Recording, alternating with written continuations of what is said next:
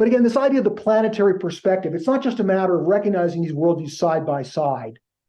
It's very important to see how they have emerged in evolution, right? And this brings us to this idea of dialectical development, right? So my formal definition of the process of dialectical development, which is in the paper, is a universal process through which tension between differentiated entities can cause transformation into more complex forms of integration, right? And that's a kind of academic definition.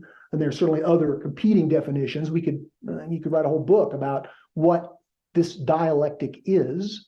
And again, the scope of a thoroughgoing explanation of it, or dive into its meaning and why it's so important to understand, is beyond the scope of this talk. But I show it here through this familiar oversimplification of the processes: thesis, antithesis, and synthesis, right? And the idea that there's an extant condition, and that as time goes by, the extant condition begins to decay, and its pathologies become more and more evident as it succeeds.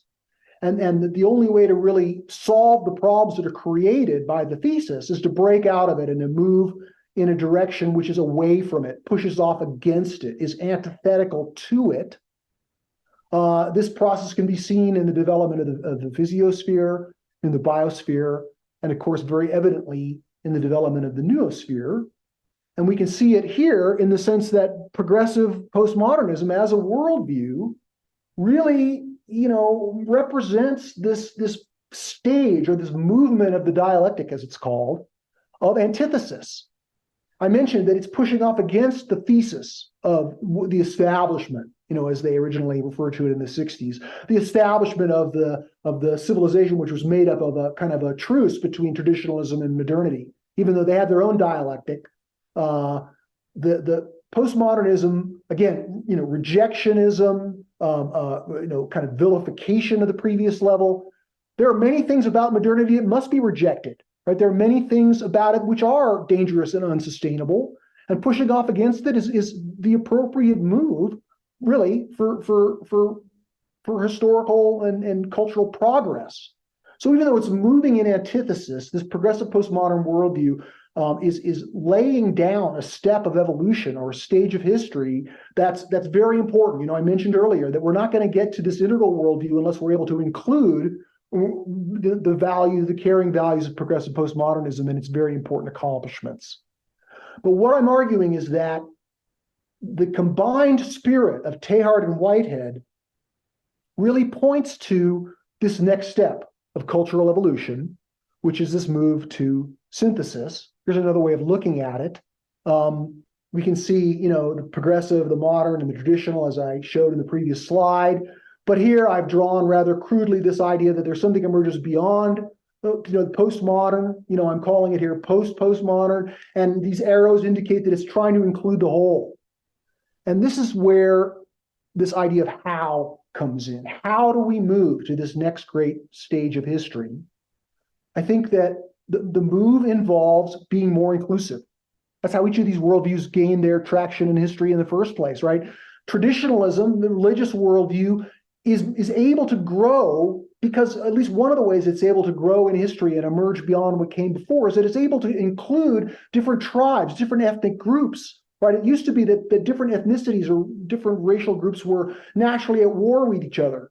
But when we get an overarching religion, we can include these different groups and create a larger sense of social solidarity. So it's, primarily by inclusion that the traditional worldview makes its advance, right?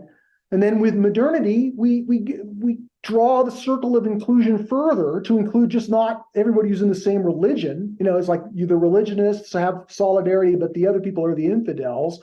When we have modernity, we are able to include multiple religions.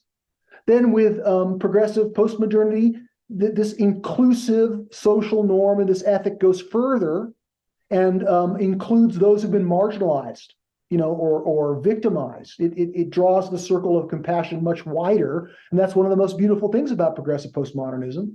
So how can we transcend those carrying values while including them? The answer is this next step of inclusion is to include modernity and traditionalism in a way that progressive postmodernism is unable to because of its position of antithesis. The job it's doing is the job of antithesis. It can't become the synthesis unto itself because its values are shaped and charged by being in opposition to what came before. So we can do both. With this integral worldview can transcend and include. It can transcend progressive postmodernism's pathologies, as I pointed out in that slide, and it can include modernity and traditionalism. And this slide here sort of over-explains by showing how there's both the direction of inclusion going down and the direction of transcendence going up, and ultimately values achieved in both directions by including and by transcending. And that's its own segment of talk.